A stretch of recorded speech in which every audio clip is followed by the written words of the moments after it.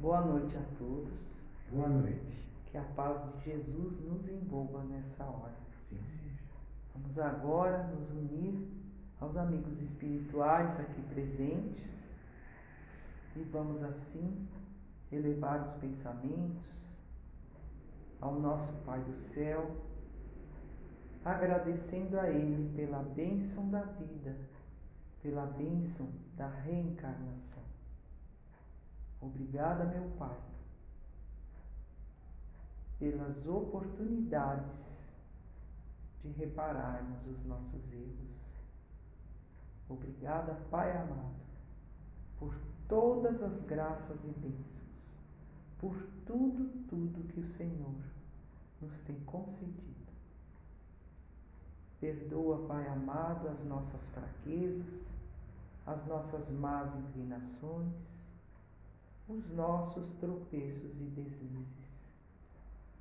Dá-nos, Pai querido, força, coragem, sabedoria e humildade para repararmos as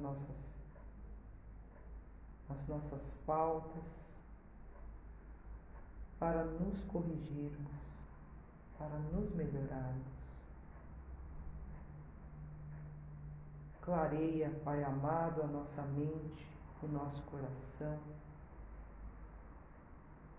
para que tenhamos uma melhor compreensão da lição de hoje.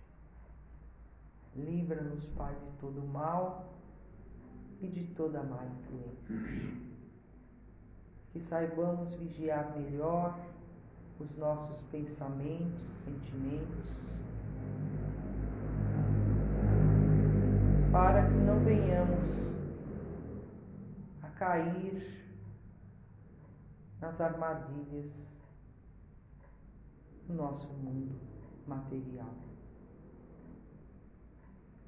Abençoa-nos, Pai, o propósito do aprendizado de hoje. Guarda-nos em Sua santa mão, hoje e sempre. Que assim seja, graças a Deus. Bem, a nossa reflexão de hoje é sobre a justiça divina. Cada um faz uma ideia de justiça. Cada um tem uma percepção diferente de justiça, porque depende da elevação moral de cada um, né? Mas o sentido correto de justiça é o respeito aos direitos de cada um.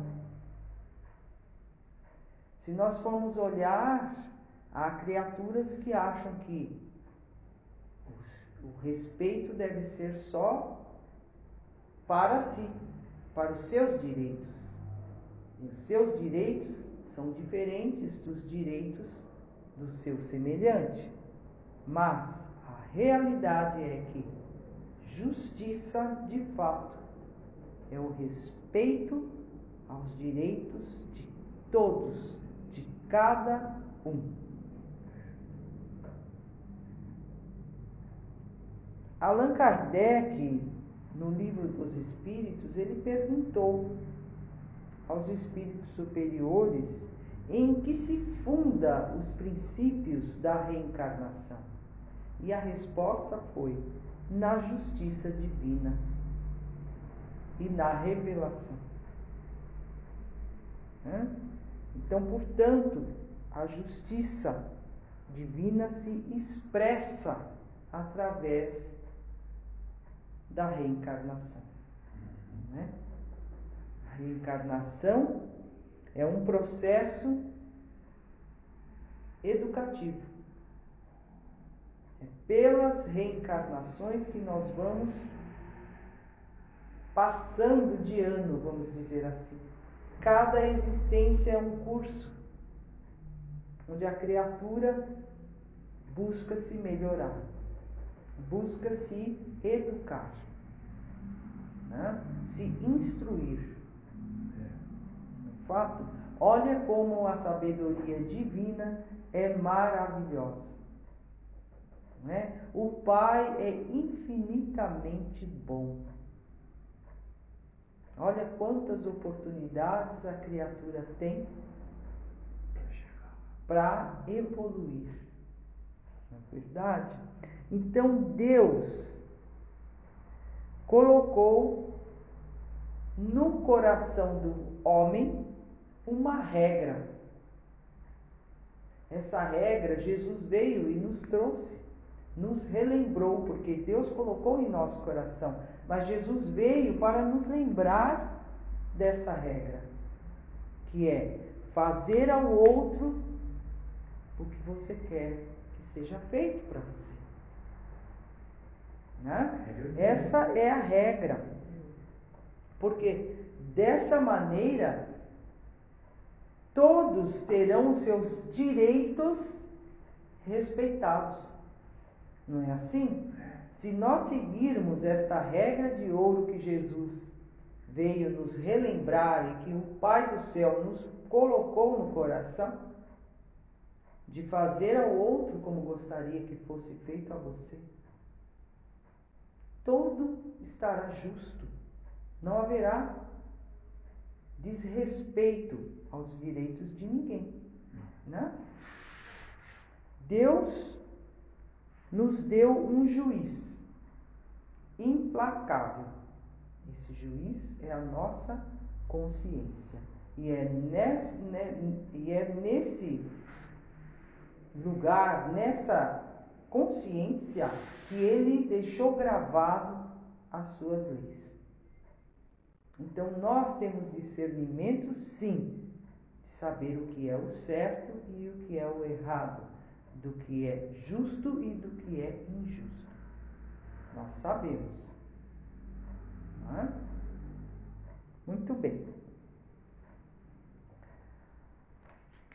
Hoje eu vou começar a contar algumas historinhas, porque eu acredito que as histórias, elas retratam muito bem, não é? Os processos, não é? Os mecanismos das reencarnações. Não é? É claro que a justiça divina nunca é exercida sem amor e sem misericórdia. O Pai é muito bom. Por isso Jesus sempre nos seus ensinamentos falava do acréscimo de misericórdia. Né? Então, todos nós respiramos no universo dentro da justiça. Não existe injustiça. Apesar de no nosso mundo imperfeito nós acharmos em dadas situações que aquilo foi injusto, aquela pessoa foi injustiçada, mas em verdade não existe injustiça. Está tudo dentro de um esquema. Né? No livro de André Luiz, Ação e Reação, psicografado pelo Chico, há um estudo excelente do funcionamento da lei de causa e efeito, não é? Que vai assim nos trazer vários exemplos, né? De resgates de dívidas.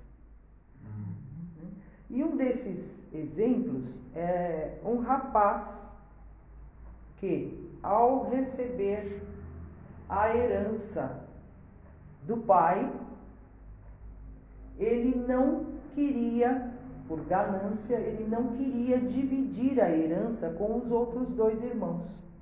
Então, o que ele fez? Ele planejou um crime, um duplo crime. Ele simulou um acidente de barco com esses irmãos numa pescaria, numa suposta pescaria, de maneira que os dois irmãos sucumbiram.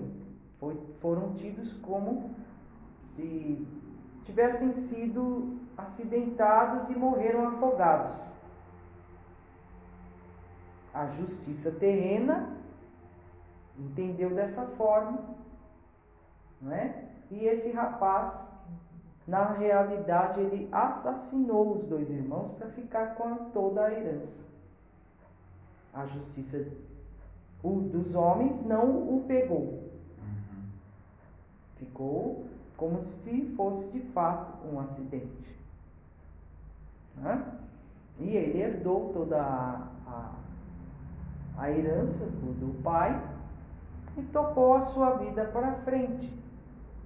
O tempo passou e a morte chegou para ele como chega para todos nós. E ele então, na espiritualidade, foi parar nas zonas inferiores, onde lá sofreu muito, não é? E ficou em um estado de perturbação tão grande que não tinha consciência de si, né? De maneira que foram os mentores espirituais que elaboraram, programaram a sua volta ao mundo material, programaram a sua reencarnação. E ele então iria voltar como filho do seu filho, ou seja, neto dele mesmo. Esta era a programação, que ele voltasse como neto dele mesmo, e quando ele estivesse adulto, ele se casaria e receberia os dois irmãos que ele assassinou, né, como filhos, porque ali, pela lei de justiça, pela lei de justiça divina, ele estaria devolvendo a vida dos dois irmãos que ele tirou, que ele ceifou, e devolveria a herança que ele surrupiou, né? Que ele roubou. Ele estaria devolvendo o que ele pegou dos irmãos. Olha aí o pagamento da dívida. Uma vida toda para acertar a besteira. A gente tem que consertar o que a gente estragou, né? E esse foi um exemplo. Outro exemplo está no livro Pontos e Contos do Humberto de Campos, também psicografado pelo Chico Xavier, onde tem lá um conto, caso real, tá? Não é fictício, é real, intitulado A Grande Cabeça. É a história de um advogado muito famoso, de renome, né? Que era muito inteligente, era extraordinariamente inteligente. Só que ele só defendia clientes ricos. Ele cobrava honorários caríssimos e defendia clientes ricos e inescrupulosos. Muitos deles eram culpados, mas ele, pela sua inteligência, dava lá umas dribladas na lei, pelas brechas da lei, fazia uma nova interpretação da lei, de maneira que ele ganhava todas as causas. E ele livrava esses clientes culpados, ele livrava da cadeia. Ele livrava eles. E assim ele foi seguindo. A mãe dele sempre chamava ele à razão. Ela dizia: meu filho, eu acho que a obrigação de um advogado é ser justo.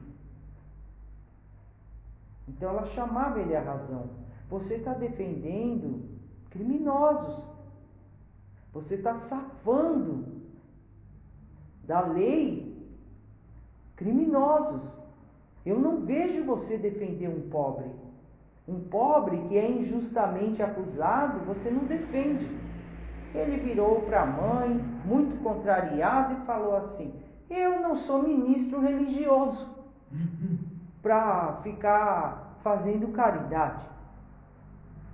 Né? E continuou na sua maneira lá, usando a sua inteligência para safar criminosos ricos que podiam lhe pagar muito bem. Mas o tempo passa para todos e a morte também chega para todos, de maneira que ela chegou para esse advogado. E ele foi também parar nas zonas inferiores. E lá sofreu muito.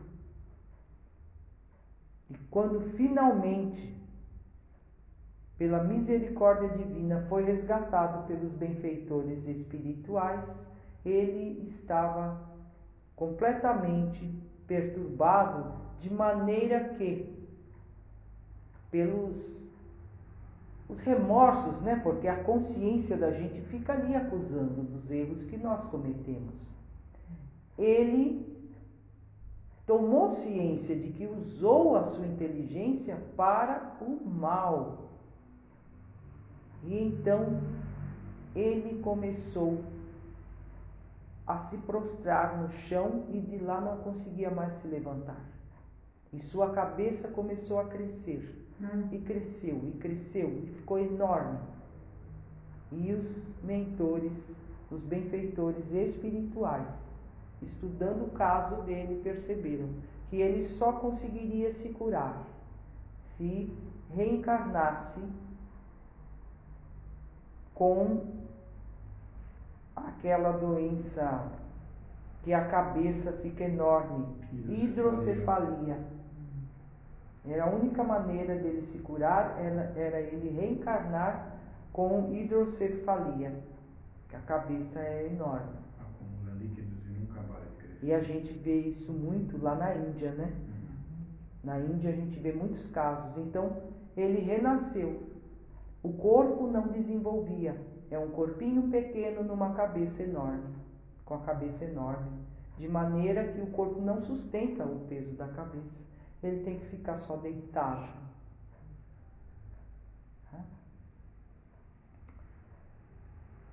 Foi a maneira dele se curar, porque ele usou a inteligência para o mal. Esse foi um caso. Mais um exemplo. O Raul Teixeira disse que certa feita ele estava indo almoçar com um amigo. E quando eles passaram de carro numa determinada rua, ele viu uma mulher fuçando, mexendo nos latões de lixo, nas lixeiras, procurando comida. E aquilo chocou ele de uma maneira que ele já ficou ali incomodado. E o amigo falou para ele: não olha, Raul, não olha que é pior. Ele falou: mas eu já olhei. Ele falou: então agora é tarde. Porque o Raul ficou, como nós também ficaríamos, né? Incomodado de ver um ser humano naquela situação. E foi para almoçar, já não conseguiu almoçar bem e ficou com aquela angústia, com aquela coisa, e o mentor espiritual dele apareceu e falou: Raul,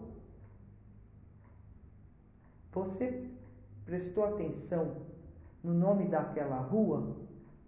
Ele falou: sim, eu conheço a rua, é a rua fulana de tal. Muito bem. Você conhece também uma praça onde tem uma estátua dessa personagem aí, do nome da rua? Ele falou: sim, sim, eu me lembro, tem a Praça Fulana.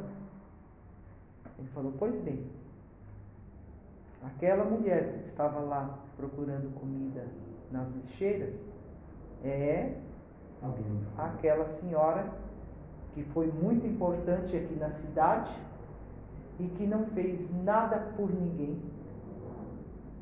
que não fez benefício nenhum para ninguém, que ao contrário usou do seu cargo, do seu poder para beneficiar a ela mesma. Não ajudou ninguém. Agora é ela que está na rua, que tem o nome dela, que foi homenageada. Deram o nome dela para a rua e tinha até uma praça também com o nome dela. E agora ela retornou naquela situação terrível de mendicância e estava fuçando nas latas de lixo. Olha aí, o que a gente faz com a gente mesmo. Quando a gente se distancia dos desígnios de Deus. Quando a gente não usa a regra de ouro que Deus nos pôs no coração e que Jesus veio nos relembrar. Fazer para o outro como gostaria que fizesse para você. Bem, no livro Justiça Divina,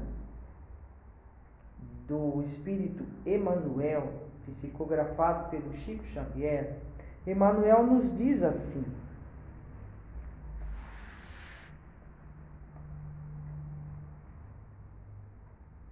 o passado pesa sobre os ombros culpados, golpeando a consciência e comprimindo o coração. Enquanto não acertarmos nossas contas com a justiça de Deus, não teremos paz e jamais seremos felizes.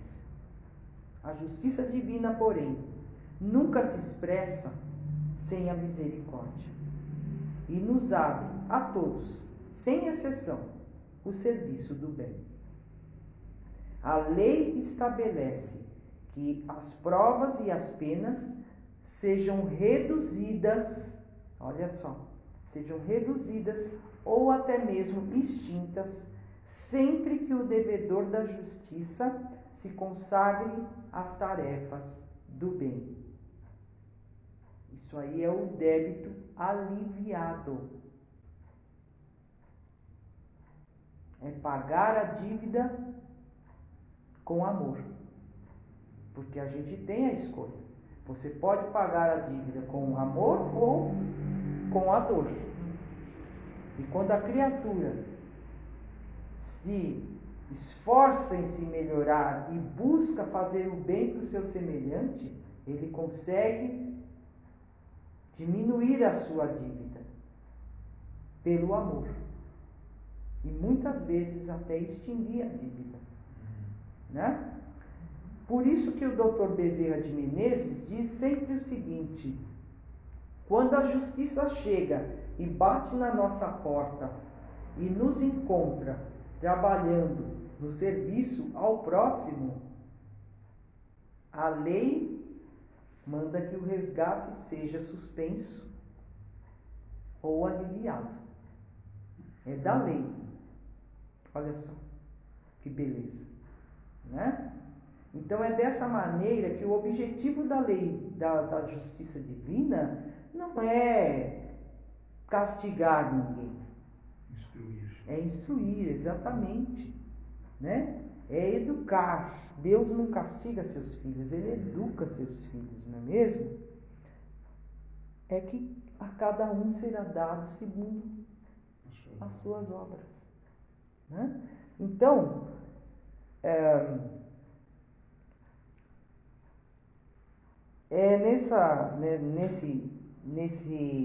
dentro desse exemplo aqui de atenuar a dívida, né, que nós vamos encontrar um outro caso que também está no livro Ação e Reação, onde um rapaz, o Adelino, filho de um jovem fazendeiro, filho bastardo, por quê? Porque esse jovem fazendeiro abusava das donzelas escravas. E quando muitas delas engravidavam, ele vendia elas com os filhos e tudo. Não queria saber. Mas esse filho bastardo, a mãe morreu no parto. E pelos mecanismos da afinidade, ele adorava esse menino. Esse ele não vendeu. Esse ele pegou para criar, o Adelino. E educou o menino com todo o refino de um filho de fazendeiro, né? Criou ele com todo amor, ele adorava aquele menino. Criou ele com todo amor e legalizou ele como seu filho mesmo, né? Registrou ele direitinho como filho legítimo dele, né? De maneira que o filho era o seu herdeiro. O tempo passou e esse fazendeiro era ainda um homem jovem, com 43 anos de idade ele estava, e o menino Adelino já com 21, já era um homem, né? Na maior idade, 21, e o pai ainda novo, 43. De solteirão que o pai era, resolveu casar. E foi para a capital e voltou casado com uma moça de 20 anos de idade. Moça essa que era muito leviana, que ficou dando bola para o enteado. E de maneira que ela acabou seduzindo o enteado. E o enteado, o Adelino, se apaixonou pela madrasta. E naquele conflito, porque ao mesmo tempo que ele sempre adorou o pai, agora ele tinha raiva do pai, porque ele queria a madrasta. Mas o pai estava no meio, atrapalhando. Então, quando o pai se ausentou nas suas viagens, que a madrasta sempre inventava algo que fizesse com que ele viajasse para se ausentar do lar, ela então conseguiu o que ela queria, que era ser a amante do enteado. E os dois então se tornaram amantes. E o Adelino maquinou, planejou um crime horrendo, aproveitando-se de dois capatazes da fazenda que odiavam o seu pai e eram amigos do Adelino. Ele então um dia dopou o pai, que já estava acamado com um problema de fígado, né? Ele dopou o pai de maneira que o pai ficou dopado, e ele mandou os dois capatazes jogarem uma resina inflamável lá no leito e botaram fogo. E o pai dele morreu queimado, e pareceu que foi um acidente, um incêndio que aconteceu lá, né? E naquele tempo antigo, onde tinha velas, né? Candeeiro, era muito simples haver um acidente mesmo desse tipo. De maneira que ele também se safou da justiça dos homens. Pareceu, ficou como um acidente. E ele, então, se safou do crime. Porém, o pai, ao desencarnar, ficou com muito ódio do filho ter feito isso com ele. E passou a quê? A persegui-lo. Virou um obsessor do filho.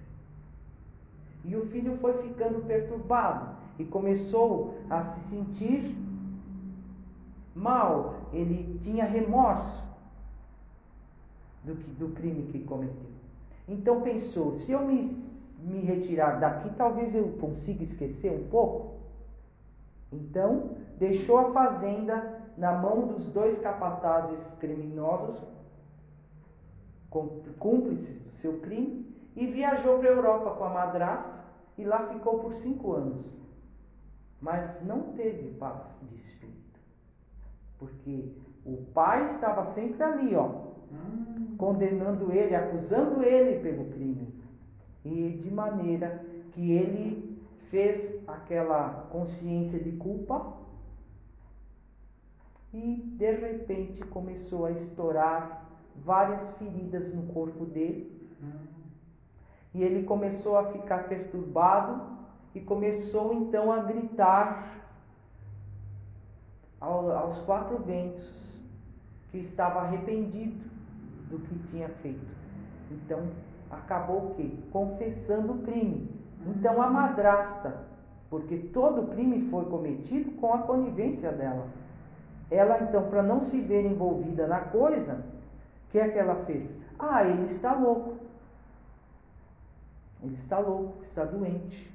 Então, prenderam ele lá num porão, sei lá, numa parte lá da fazenda, isoladamente lá, ele ficou lá encarcerado, e lá ele, daí alguns anos, ele morreu louco lá. Olha aí. Claro que o pai, obsessor, estava esperando ele no túmulo. Quando ele morreu, o pai pegou ele e escravizou ele lá nas zonas inferiores, lá nas trevas, por 11 anos. Ele ficou lá sendo hipnotizado pelo pai para sentir a pele, como se a pele dele, né, o seu corpo espiritual estivesse queimando. O pai hipnotizava para ele sentir a dor que ele sentiu. E ele assim ficou nesse martírio por 11 anos. Quando então os benfeitores espirituais o resgataram e trouxeram para uma colônia espiritual, e lá ele foi cuidado. E o Adelino então, depois de recuperado, se pôs a trabalhar nos serviços mais difíceis, mais árduos, sempre buscando se melhorar, se corrigindo, se esforçando. E um dia ele voltou. Ele pediu para voltar e ele voltou. E ele voltou e agora ele estava trabalhando na seara do Cristo. Ele trabalhava numa casa espírita, muito bondoso com todos, muito simples, muito humilde, sempre prestativo, ajudando todo mundo. Tirava do seu necessário, que ele era uma pessoa humilde, não tinha muitos recursos materiais, mas ele tirava do pouco que tinha para ajudar um, para ajudar outro, sempre dessa maneira. De modo que havia muitos desencarnados que eram agradecidos a ele, porque vinha um e falava assim: ele ajudou meu filho, alivia a dor dele, por favor. Pedia para os mentores da casa: alivia a dor do Adelino, ele é tão bom, ele ajudou meu filho estava numa situação assim. Veio um outro: ah, coitado, ajudem a situação financeira do Adelino, ele está passando por uma crise financeira, e mesmo assim tirou do pouco que tinha e foi levar para minha mãe comprar remédio. Ajudem ele, por favor, em nome de Deus. Eles pediam pelo Adelino, e Adelino, agora um servo de Jesus, né? Aí teve o quê? Como eles disseram, a pena atenuada, né? Adelino foi abandonado pela esposa com uma filhinha pequena para criar. E ainda assim apareceu 2 menininhos órfãos de cor negra, que as pessoas têm preconceito. E ele pegou os 2 meninos para criar, de todo o coração. E um certo dia, bateram na porta de madrugada e ele então acordou com um choro. Ele falou: puxa, correu na porta da frente, tinha um pacotinho lá, era um recém-nascido, um menino. E ele pressentiu que aquele menino era muito especial, muito importante. E pegou o menino com toda a alegria no colo, naquela situação paupérrima que ele vivia. Mas ele pegou o menino, ele podia rejeitar, mas ele não. Ele pegou o menino com toda a alegria e falou: meu filho, esse é meu filho, esse é meu filho. E levou para dentro de casa. E aí, o fato é que essa menina que a mãe abandonou com ele é a madrasta. Os 2 meninos pretinhos são os 2 capatazes que judiavam dos escravos negros. Eles judiavam, eles não eram bons. Eram os 2. E o menino que ele sentiu aquela alegria de reencontrar Era o pai que ele matou. Olha aí, a justiça divina dando a oportunidade, através da reencarnação, das criaturas se reconciliarem, das criaturas arrumarem as situações que elas desarrumaram. Não é lindo isso? A sabedoria divina é muito lindo. Bem, eu tinha muitos outros exemplos para contar, mas o nosso tempo é curto, de maneira que eu não tenho mais tempo. Mas deu para a gente compreender, não é? Como as penas, as nossas dívidas podem ser atenuadas se nós caminharmos no bem, se nós estendermos as mãos para o nosso irmão necessitado, não é? Bem, eu não tenho mais tempo, então eu vou só dizer que também há casos em que a criatura não se sente preparada para resgatar a dívida e o pai não força o pagamento imediato. Então ele dá tempo para que o filho se fortaleça, se esclareça cada vez mais, se fortaleça moralmente, espiritualmente, para poder pagar a dívida. E um exemplo desse nós vamos encontrar no livro Missionários da Luz, do André Luiz, também psicografado pelo Chico Xavier, o caso Segismundo.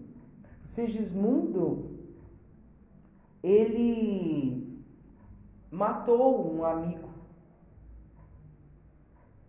né? No tempo da Guerra do Paraguai, se eu não me engano. E ele matou um amigo. E agora, já na década de 50, 60, por ali, de 50, 40, 50 eu creio, ele foi retornar. Então, Segismundo se preparou lá na espiritualidade. Parecidamente com o caso do Adelino, que ele foi trabalhar arduamente lá, ele foi se esclarecendo cada vez mais, se fortalecendo, de maneira que ele tinha como amigos grandes mentores, porque ele conseguiu evoluir, o Segismundo. Mas a consciência dele sempre dava aquelas espetadas. E ele percebeu: como eu posso continuar, como eu posso ser feliz com a minha consciência culpada? Então eu preciso voltar. E ele pediu para retornar. Depois de muito tempo, veja que, olha, passou muito tempo da época do Segundo Império, né, quando foi a Guerra do Paraguai, para a década de 40, 50, né? Uns 200 anos por aí. Olha só quanto tempo. Mas ele voltou. Segismundo voltou quando ele se sentiu preparado. Então o Pai não nos violenta. O Pai nos dá tempo para que a gente volte, né? E ele voltou. Filho do casal envolvido aí na história, né? Estranhamente nós vamos dizer assim: puxa, mas não teria que ser o contrário, ele dar vida para aquele de quem ele tirou? Não, ele, dessa vez ele veio, ele como filho do homem que ele matou na outra vida, e filho da mulher que foi a causa da disputa, né? E então veja que esse caso do Segismundo serve de exemplo para mostrar que quando a criatura não está ainda pronta para enfrentar a prova, para pagar a dívida, o Pai dá tempo a ela. né? É claro, aquela criatura que está lúcida, que está em condições de preparar a sua participar da sua reencarnação, né? Da programação da sua reencarnação. Então, o Sigismundo, quando ele estava pronto, ele veio. Então,